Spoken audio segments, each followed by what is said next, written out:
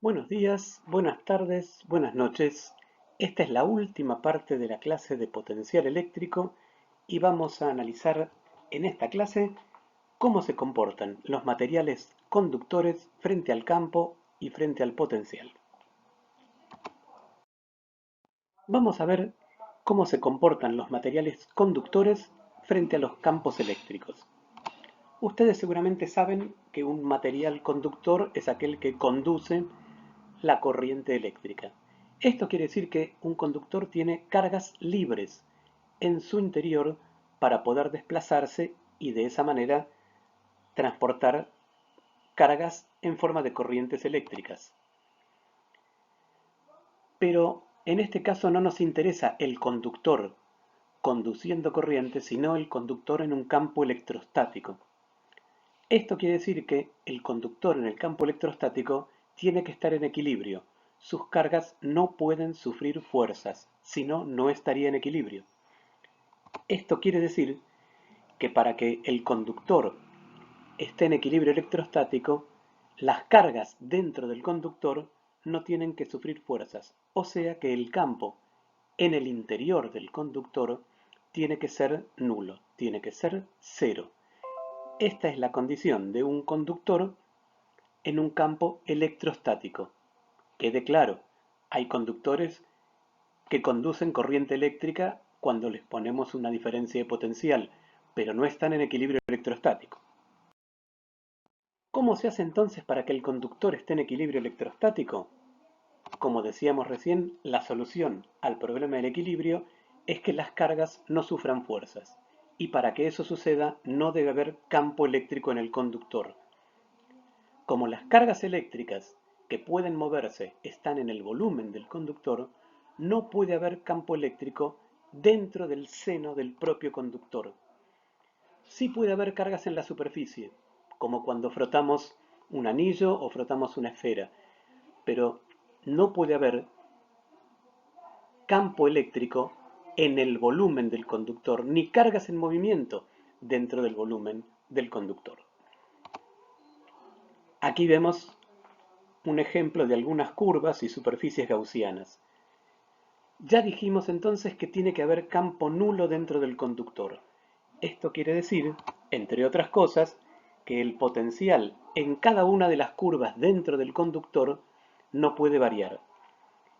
Tenemos entonces dos cuestiones importantes. Por un lado, en el interior del conductor no hay campo, porque si no las cargas no estarían en equilibrio. Eso quiere decir que el interior del conductor, el seno del material, no los huecos, son superficies equipotenciales. Están todos al mismo potencial. Insistimos con esta última consideración. Si tenemos, por ejemplo, una barra, un cilindro, el campo debe ser cero en el volumen interior del cilindro, no necesariamente en su superficie. Esto quiere decir que para que un conductor tenga campo cero en su interior, no puede ser una lámina tan delgada que no tenga volumen. Aclaremos un poco esto. Las cargas se distribuyen en el conductor de manera que no haya campo en su interior. Entonces tiene que haber interior del conductor. Vamos a insistir con esto en las siguientes. Recordemos entonces, campo cero es potencial constante, por lo tanto, los conductores en un campo eléctrico son equipotenciales. Como son equipotenciales, ya vamos a ver, pero sí podemos anticipar algo que es, si hay campo eléctrico en la superficie del conductor, como es un equipotencial, tendrá que ser perpendicular a la superficie. ¿Por qué? Porque el gradiente es perpendicular a la equipotencial. Vamos a precisar un poco más esto que decíamos recién. Imaginemos un conductor. Dentro del conductor, en el seno del cobre, del aluminio, de lo que sea, el campo tiene que ser cero, porque si no, las cargas se desplazarían. En la superficie, ¿cómo debe ser el campo? Imaginemos que el campo tuviese alguna componente que no fuese perpendicular a la superficie. Habría entonces un campo tangencial y las cargas que estén en la superficie sufrirían fuerzas y se moverían. Entonces, el campo eléctrico no podría ser electrostático.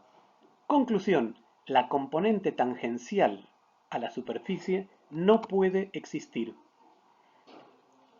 Repasemos esto.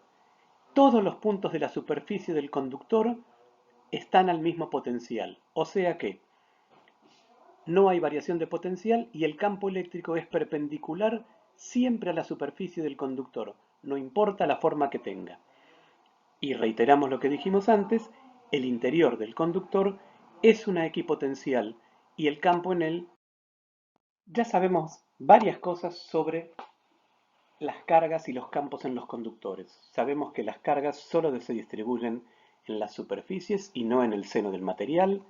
Sabemos que los conductores son equipotenciales, que el campo en el seno del material es cero y que si hay campos en la superficie son perpendiculares a la superficie por el hecho de ser un equipotencial. Vamos entonces a aplicar el teorema de Gauss para poder darnos una idea de cuánto vale el campo cerca de la superficie de un conductor. Para eso vamos a imaginar un cilindro que atraviesa el conductor de manera tal que en la cara superior, en la tapa superior, solo hay flujo de campo eléctrico. En la interior no hay flujo porque dentro del material no hay campo eléctrico. Este es un razonamiento parecido al que hicimos con el caso del plano cargado. Pusimos un cilindro que lo atravesaba y ahora vamos a tomar un cilindro muy pequeño de manera que el campo atrapado por este cilindro sea prácticamente uniforme. O sea, tiene que ser un cilindro pequeño y de poca altura. En ese caso, el flujo del campo es E por S, igual que hicimos antes. Y eso es la carga encerrada sobre epsilon 0. Ahora bien, la carga encerrada es la densidad de carga que tenga la superficie, porque solo hay carga en superficie, por la misma sección del cilindro. Eso dividido epsilon 0. Si combinamos estas dos ecuaciones, nos encontramos con el valor del campo en la superficie de un conductor. Es importante recordar que este campo solo será uniforme si la superficie del conductor tiene una cierta regularidad. Para un conductor de cualquier forma, el valor de sigma puede depender de cada punto de la superficie. Entonces, en cada lugar tendremos un valor de campo distinto, pero siempre valdrá sigma sobre epsilon 0 en dirección normal. Si el campo en particular es el de un plano conductor o de una esfera conductora, entonces, además de ser equipotenciales, tendrán una cierta simetría y el campo valdrá lo mismo en todas las superficies. Ahora, por ejemplo, para un cono hecho de un material conductor, no tendremos seguramente el mismo campo en el vértice del cono que en la base del cono. Pero esto lo analizaremos más adelante. Recién veníamos diciendo que en un conductor no puede haber campo eléctrico en su interior, en el seno del material, ni tampoco cargas libres en su interior. Pero ¿qué sucede si tenemos un conductor que tiene una cavidad? Puede ser un trozo de un material metálico al que se le ha hecho una cavidad o hemos armado, por ejemplo, una esfera hueca de aluminio. Entonces es posible que en el hueco del aluminio, insisto, no en el aluminio, pueda haber eventualmente una carga eléctrica en su interior. Analicemos los dos casos. Si la cavidad del conductor no contiene ninguna carga, entonces la cara interior del conductor, vean ustedes la cara interior de ese conductor, la que pasa por el punto A, está toda al mismo potencial. Si toda está al mismo potencial porque es parte del conductor y adentro el campo es cero, entonces en el hueco, en la cavidad, también el potencial es constante. Ahora bien, si hubiese una carga en el interior, habrá campo en esa región, que no es adentro del conductor, sino que es en la región encerrada por el conductor. Es importante recordar esto. Vamos a ver cómo se comportará un conductor cuando colocamos una carga en su interior. Veamos entonces este caso. Un conductor que tiene una cavidad y que tiene ahora sí una carga en su interior. Vamos a suponer que la carga es de menos 5 microcoulomb. ¿Qué sucederá con esta carga allí ubicada? En estas condiciones, el campo eléctrico dentro del conductor en la parte rayada no es cero, porque justamente esa carga está generando campo eléctrico. ¿Qué tiene que suceder? Las cargas que el conductor tiene móviles se agruparán en la superficie de manera de apantallar a la carga de menos 5 microcoulomb. De modo que en esta superficie gaussiana, cualquiera que podamos dibujar dentro del conductor, no tendrá que haber flujo eléctrico, porque no tendrá que haber campo eléctrico dentro del conductor. Esas cargas positivas que el conductor indujo en su superficie tienen que tener un valor exactamente igual a la carga encerrada. Pero claro, como el conductor estaba descargado, toda la carga que se fue para apantallar a esa carguita que estaba en la cavidad, tuvo que dejar vacante el lugar sobre el lado de afuera. Esto quiere decir que el conductor en su conjunto sigue descargado, pero ahora podemos decir que se ha polarizado su carga. Entonces, podemos asegurar, por un lado, que toda la carga efectivamente está en la superficie. La densidad de carga en la superficie exterior es más chica que en la superficie interior, porque justamente, por lo que vemos, la superficie exterior es mayor. Pero sí lo que podemos garantizar es que en toda la parte pintada del conductor no hay campo eléctrico, porque la carga en la superficie interior se distribuyó de manera tal de anular no solamente la carga, sino el campo que provoca esa carga. ¿Qué sucederá ahora si este mismo conductor ahora tuviera una cierta carga neta? También ahora encierra una misma carguita, pero imaginemos el mismo proceso que antes, con la diferencia de que ahora nuestro conductor tiene, por ejemplo, 2 microcoulomb de carga neta. Ahora también se distribuirán los mismos 5 microcoulomb de carga positiva alrededor del hueco, pero ahora la carga exterior tendrá que ser tal que, sumada a la positiva de la carga interior, nos dé la carga inicial del conductor. En este caso, otra vez, el conductor no se cargó. Su carga total sigue siendo la misma que antes. Se polarizó, redistribuyó su carga para poder estar en equilibrio electrostático. Lo mismo que relatamos recién, para una carga en el interior de un conductor, sucedería si ahora colocamos un conductor frente a una carga. Al tener esta carga enfrente, las líneas de campo del conductor tienen que ser perpendicular a la superficie del conductor. Esto obliga a que se deformen de alguna manera las líneas de campo que la carga tenía por sí misma para llegar de manera perpendicular a la superficie del conductor y así hacer que éstas sean una equipotencial. El conductor, en presencia de una carga, reorganiza sus cargas por atracciones y repulsiones hasta que la superficie del conductor se vuelve una equipotencial. ¿Cuánto tarda este proceso? Para nosotros es instantáneo. Se puede estudiar ese tiempo de alcance del estado estacionario, pero para nosotros es instantáneo. En cuanto aparece el campo, todo se reacomoda. Vean entonces cómo se deforman las líneas de una carga puntual cuando ponemos frente a él un conductor, cargado o descargado. Lo importante es que al ser un equipotencial, las líneas deben llegar de manera perpendicular. Un último caso interesante es el que podemos ver en el libro de Sears. Tenemos una carga suspendida por encima de un balde metálico, digamos.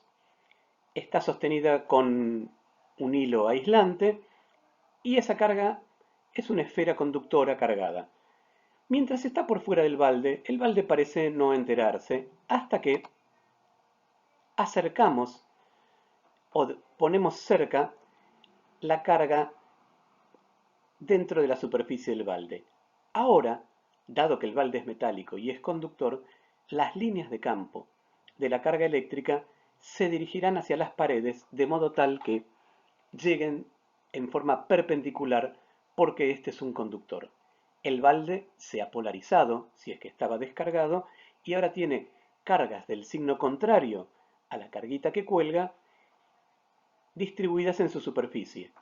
¿Qué puede pasar ahora? Si se rompe el hilo y la carga toca el fondo, entonces sobre el fondo del conductor se reunirán todas las cargas negativas que se habían polarizado, anulando la carga de la esferita, y entonces quien quedará con la carga inicial que tenía la esfera es ahora la superficie exterior del balde. Esto se conoce como mecanismo de inducción por contacto.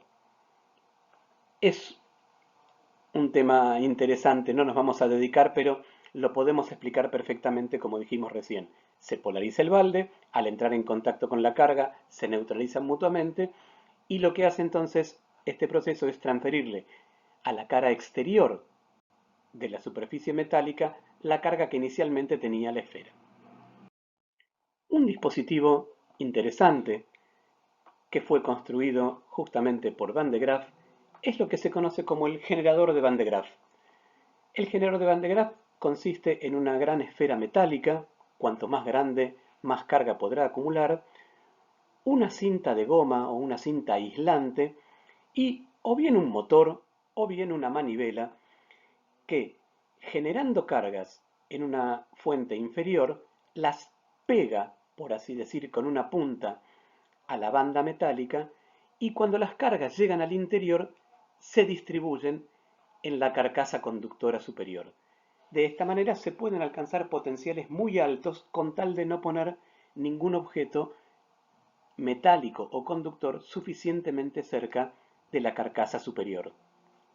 Veremos ahora una animación de cómo funciona este Van de Graaff. El generador de Van de Graaff, como comentamos, se carga de estas cargas de color rojo en la parte inferior y pueden ver que la punta que está en contacto con la rueda en la carcasa superior va distribuyendo cargas de manera homogénea. ¿Por qué? Porque es un conductor.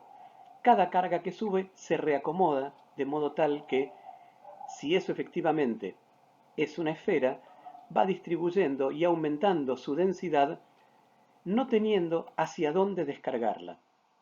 De esta manera se genera una alta carga, un alto potencial en la esfera de Van de Graaff, hasta que, en algún momento, si uno acerca una punta o algo por el estilo, salta una chispa. Pero se pueden generar muchas cargas e incluso voltajes muy altos. Otro ejemplo de esta distribución en superficie es lo que se conoce como la jaula de Faraday. La jaula de Faraday es simplemente un conductor hueco ubicado en un campo eléctrico.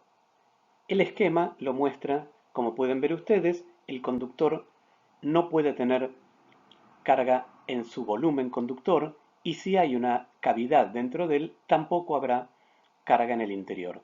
Entonces, las líneas de campo se deforman alrededor del conductor de modo tal de hacer que toda esa región tenga un campo nulo. En la foto puede verse a un sujeto frente a un generador que descarga una chispa inmensa y esta persona, recubierta por un conductor incluso ni siquiera macizo, sino hecho por una malla de alambre, parece, por lo menos en la foto, no haberse afectado. No lo hemos visto después. Como última aplicación de los últimos dos objetos que vimos, vamos a ver cómo se carga en superficie una celda de Faraday, en este caso de forma cilíndrica, tocando con una esfera metálica sostenida con una barra de vidrio un Van de Graaff y colocando, escuchen el sonido, cargas en el interior. Como la cubeta de Faraday es conductora, las cargas se distribuyen en su interior a medida que el experimentador las va colocando. Vamos a ver que efectivamente esto se registra por un movimiento de la aguja que mide por su proximidad la carga inducida en la cubeta.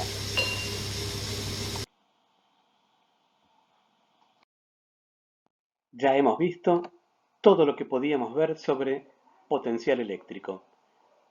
Vimos energía eléctrica, vimos potencial eléctrico, vimos conductores en potencial y vimos aplicaciones de todo esto. Ya por esta clase es suficiente. Nos despedimos. Hasta la próxima. Muchas gracias. Hasta luego.